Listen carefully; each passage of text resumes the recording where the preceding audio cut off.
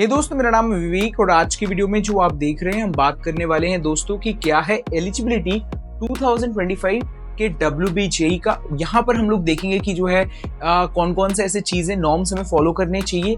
Important है, अगर आप किसी भी प्राइवेट कॉलेज में एडमिशन ले रहे हैं, गवर्नमेंट कॉलेज जैसे कि कल्याणी, जलपाईगुड़ी, ये सब में एडमिशन ले रहे हैं, उनका कोई स्पेशल क्राइटेरिया है कि नहीं और कौन कौन से कॉलेजेस के कुछ स्पेशल क्राइटेरियाज है, वो सब कुछ इस वीडियो में कवर्ड रहेगा। कोई भी प्राइवेट कॉलेज खोज रहे हैं, हेरिटेज सोच रहे हैं, आप सोच रहे हैं कि आप जो है नेताजी में एडमिशन लेंगे, या फिर आप सोच रहे हैं कि जो है कि मैं इस पर्टिकुलर XYZ कॉलेज में एडमिशन लूंगा बट उसका एलिजिबिलिटी क्या है, विवेक भैया आप बता दो। ये वीडियो उसी के लिए, तो आपको बस एक काम करना है, इस वीडियो के एंड में एक लाइक और चैनल को सब्सक्राइब अभी कर दो यार, भूल जाओगे आप लोग बाद में। सो बस इतना ही। तो लिए दोस्तों शुरू करते हैं। बात करेंगे हम लोग जो है एलिजिबिलिटी क्या है WBJE 2025 के लिए। अगर आप लोग जो है कोई भी कॉलेज में एडमिशन लेना चाहते हैं, तो अगर आप फॉर्म भर रहे हैं, अगर आप वेस्ट इंडिया के कैंडिडेट हैं तो जरूर फॉर्म भरें। इसके साथ साथ अगर आप विदेश के कुछ स्टूडेंट हैं, जैसे नेपाल, भूटान के बच्चे भरते हैं फॉर्म को, तो अगर आपके पास जो है आप लोग अनरिजर्व सीट ले सकते हैं। जैसे कि अनरिजर्व सीट हो गया एग्जाम्पल में, जो भी ऑल इंडिया कैटेगरी सीट्स होगा, जनरल सीट्स होगा, वो आपको ऑफर किया जाएगा। साथ में बात करते हैं, अगर आपने 12 जो है रिकॉग्नाइज बोर्ड से पास किया है, कोई भी एक रिकॉग्नाइज बोर्ड, तो आप लोग अप्लाई कर सकते हैं। कौन कौन से रिकॉग्नाइज बोर्ड्स हैं, वो जो है दोस्तों अराउंड 75 बोर्ड्स WBG ने लिस्ट किया है।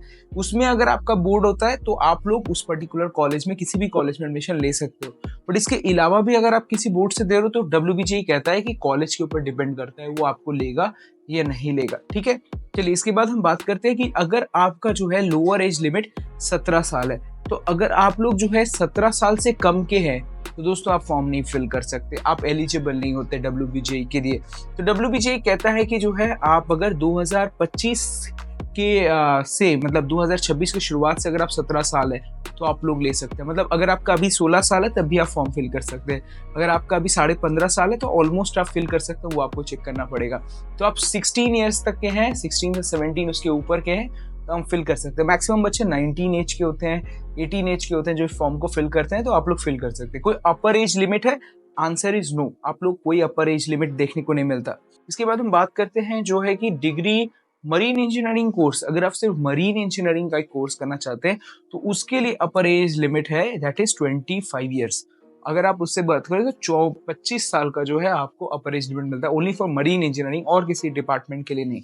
बढ़ते हुए आगे अगर हम आगे जाकर देखें दोस्तों, तो यहाँ पर हम देख सकते हैं कि जो है कि अगर आप जो है 12 पास करते हैं तो आपकी physics, mathematics, chemistry, computer science, electronics, IT, biology, information practices, ये सारे सब्जेक्ट्स होंगे तो आप एलिजिबल हो जाते हैं। इसमें से कोई भी एक सब्जेक्ट होगा तो आप एलिजिबल हो जाते हैं।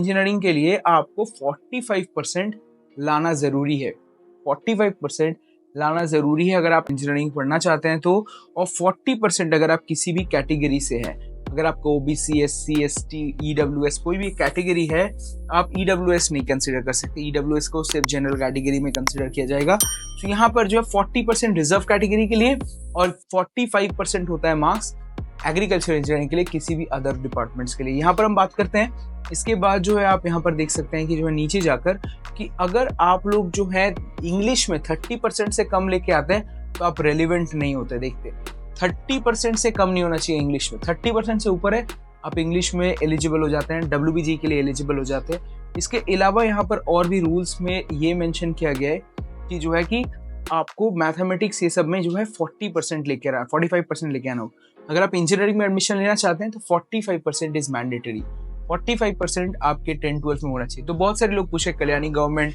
जलपाईगुड़ी, ये सब का एलिजिबल परसेंटेज कितना है, तो 45% है। 45% लेके आना होगा जनरल को लिए, 40% होगा रिजर्व कैटेगरी के लिए। ओके, रिजर्व कैटेगरी में EWS, TFW नहीं आता। ओके, यहाँ पर हम बात करते हैं जो है कि 30% इंग्लिश में आपका होना ही चाहिए, नहीं तो आप अप्लाई नहीं कर सकते।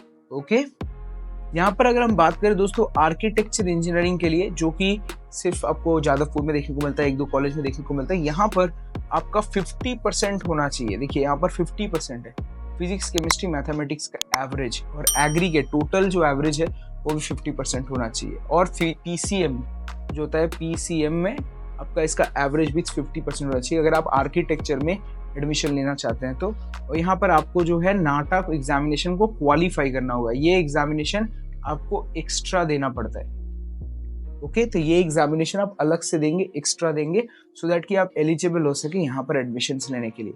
अगर आप मरीन इंजीनियरिंग में एडमिशन ले रहे हैं तो देखिए यहाँ पर उनके 50% मिनिमम उनको रखा है 10-12 में, आपको 50% लेके आना होगा।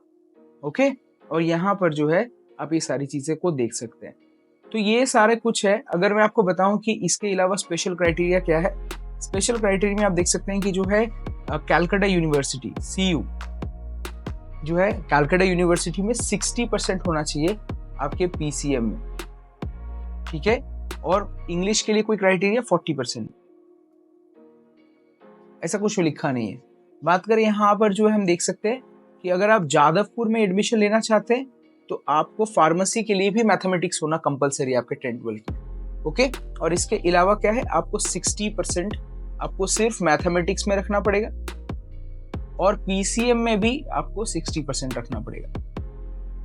ओके, तो ये हुआ एक्स्ट्रा क्राइटेरिया जादवपुर यूनिवर्सिटी के लिए। बट इसके अलावा जादवपुर यूनिवर्सिटी में अगर आप आर्किटेक्चर पढ़ेंगे तब आप 50% से भी काम बना सकते हैं। रिजर्व कैटेगरी हूं मैं, मेरे को क्या होगा, आपके लिए ये वाला जो है 45% होगा, दोनों में 45% और 30% होना चाहिए इंग्लिश में। ओके, सो दोस्तों ये थी आज की पर्टिकुलर वीडियो जहां पर हमने बात की एलिजिबिलिटी फॉर WBJ एग्जामिनेशन। अगर आपको ये वीडियो अच्छा लगा, पसंद आया, तो क्या करना है, बस एक लाइक और चैनल को सब्सक्राइब करना है दोस्तों। इसके साथ साथ आने वाले टाइम पे आपको किन किन चीज़ों पे वीडियोस चाहिए वो मुझे कमेंट सेक्शन में आप लिख के बता सकते हैं। आने वाले फ्यूचर में हम लोग बहुत ज़्यादा इन्फॉर्मेटिव कंटेंट्स लेके आने वाले हो। मेरा नाम विवेक, में बहुत ज़्यादा इन्फॉर्मेटिव वीडियोस अपने चैनल पे लाता रहता हूँ। वीडियो पसंद आया तो वीडियो को लाइक कीजिए, चैनल को कीजिए सब्सक्राइब।